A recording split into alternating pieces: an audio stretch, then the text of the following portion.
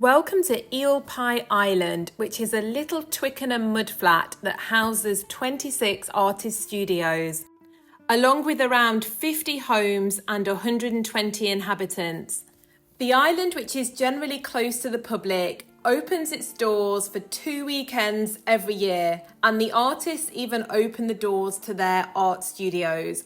I'm not sure how strictly this is actually adhered to though, because I've done a photography job in the past at the rowing club and I definitely just walked onto the island. So I think probably what they're saying is they only have the open studios for 2 weekends every year. Otherwise it's by appointment only.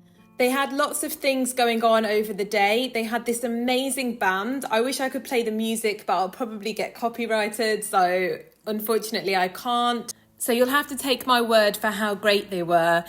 Eel Pie Island itself was a hub for music back in the day, and it even hosted artists such as the Rolling Stones, who played there many times during 1963. It also boasted a past roster of artists that include Pink, The Who, Pink Floyd, and even Screaming Lord Sutch, who all performed at the Eel Pie Island Hotel before it sadly burnt down in 1971 under slightly questionable circumstances, being replaced by a housing estate.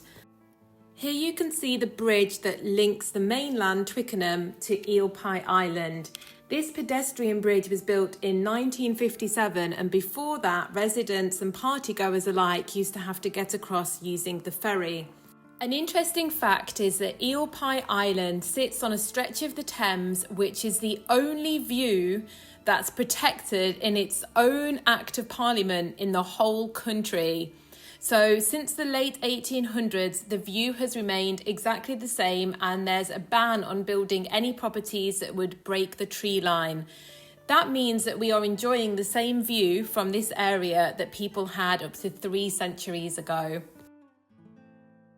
The island was a popular stopover for boaters back in the 1800s, who used to moor up and get an eel pie, which is reportedly where the name originated. But by the 60s and 70s, the island had become one of the largest hippie communities in the country. And a lot of the residents have lived on the island for a long time and made some really quirky homes, including this amazing one here, which has been owned by Sheba and Simon Cassini since 2008. There's quite a few interviews and documentaries on the island, and I watched one where they said that it's pretty much held together with corrugated iron and string. So here you can see the Aquarius housing estate, which is what replaced the Eel Pie Island Hotel. They had some further art stalls in the rowing club, which is one of the only places on the island where you can get a drink or a coffee, apart from the little makeshift tables that we'll see in a bit. Twickenham Rowing Club was founded in 1860, and it is actually one of the oldest and largest rowing clubs in London.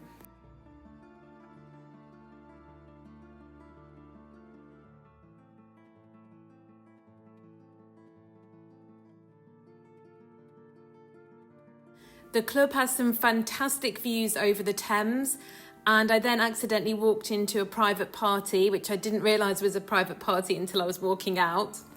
So the Eel Pie Island Hotel was bought by Michael Snapper, who was an antiques dealer, in 1950.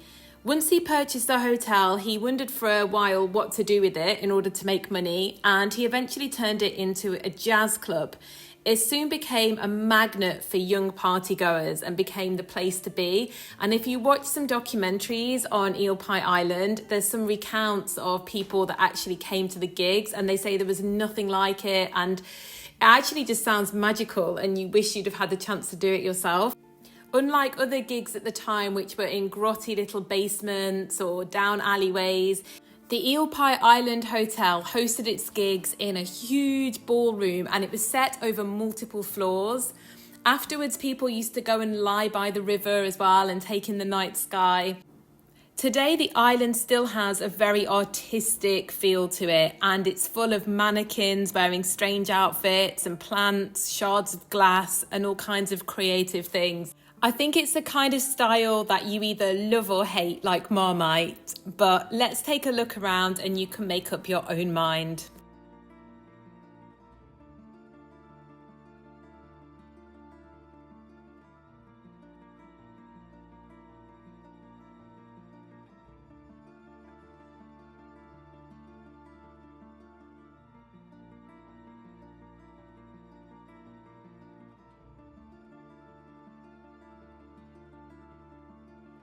I really loved this artwork by Judith Burrows. It was probably one of my favourites, and she explained that it was all made with waste and rubbish that she'd found. I thought it was absolutely beautiful.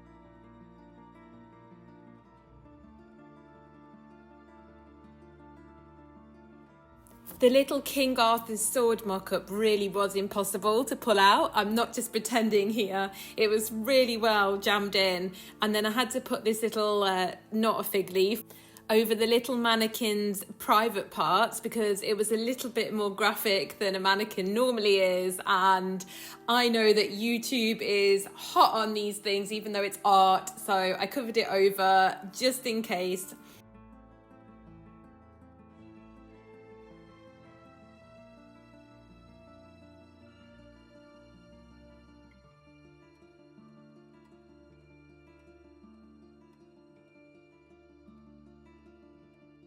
Unfortunately, the island was hit by yet another devastating fire in 1996, and the only footbridge was also damaged. The new footbridge, which is there today, was opened in 1998.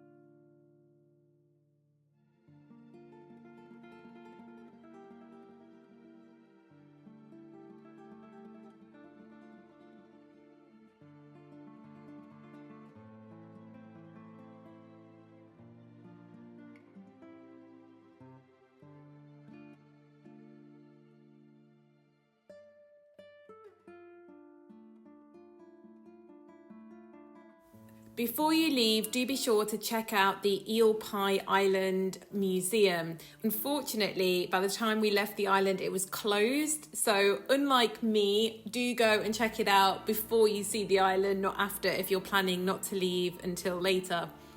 It's also well worth staying around and checking out the vibrant town of Twickenham. There's so many cool, unique individual shops here. Look at this really old sweet shop.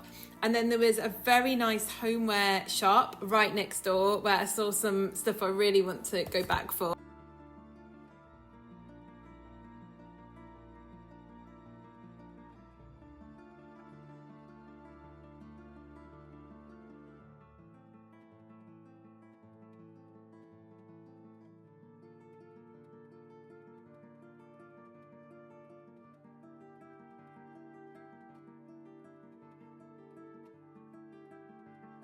It's also lined with some fantastic restaurants, cafes and pubs. It's actually the second largest shopping area in the borough of Richmond. They also had lots of little market traders. They had this very cute spiritual trader with lots of crystals and incense sticks and all these little potions. It was very busy when we went and the pubs were heaving, but you have to remember that not only was it one of the only 4 open days on the island, which is just opposite, but also England were playing in the Euro that day as well.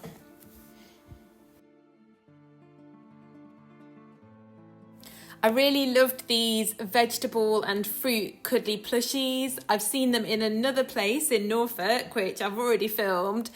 I'm a huge fan of watermelon, so this was probably my one, along with the coffee, which I found later.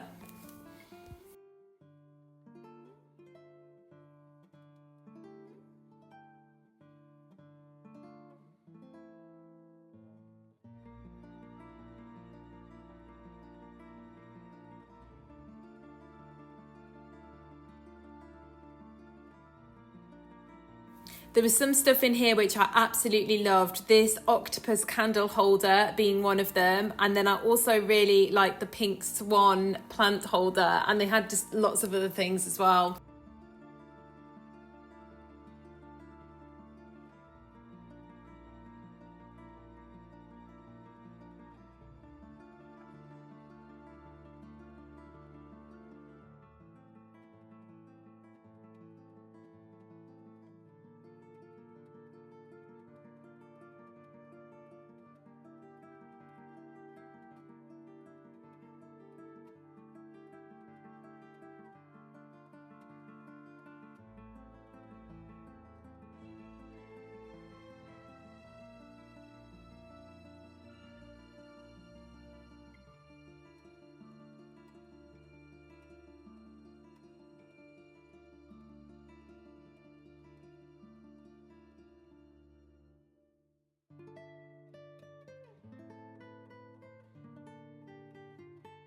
I also really recommend going for a walk before you leave along the riverside, and you can actually take this walk all the way down along the river, down to Richmond and beyond.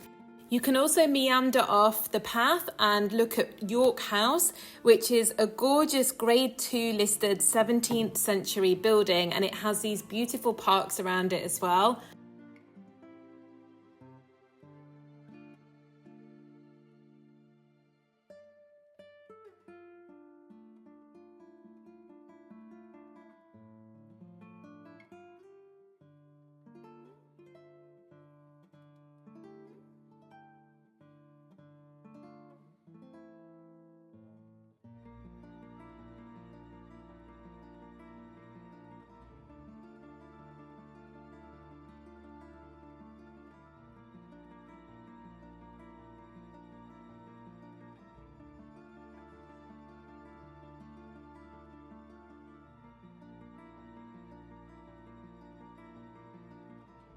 Along with some beautiful rose gardens, there's also a gorgeous fountain, and it's made up of a number of sculptures that are carved in renowned Italian white marble of Carrara.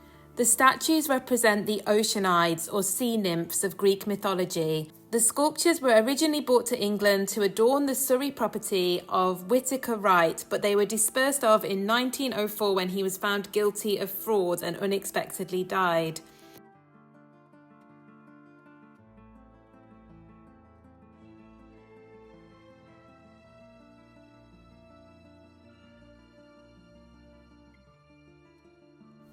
I found a ginkgo biloba tree as well on the grounds and took a few leaves home to make a tea.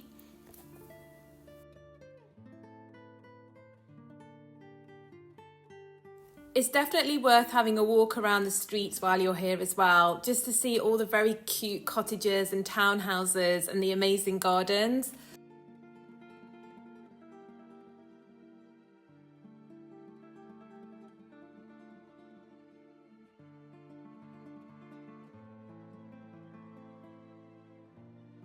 If you're looking for some refreshment, I highly recommend the Green Bottle Cafe in Twickenham. I got this massive green juice for £6.95, which I actually thought was really good value.